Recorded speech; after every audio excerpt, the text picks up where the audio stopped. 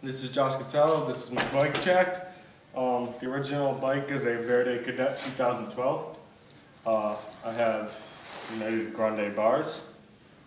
They're nice. They're scratched though. I have stolen the grips. They're really good. They don't wear that fast unless you're that kid right there with the sprained ankle. Show my ankle. Nope. Regular ankle. The left is like ripped apart because he grips weird. Basically everything regular. I got a Verde seat. Regular.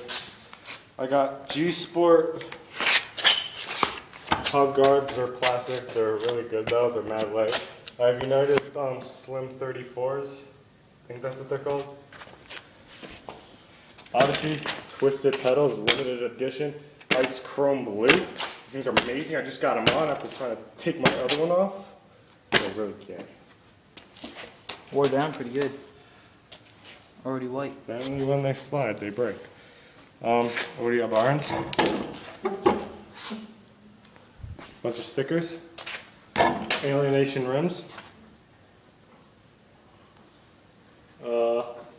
Nashville sticker. Pretty nice sticker. Yeah, that's my bike. Do a 360. 360. Down this slippery basement, I think you almost all.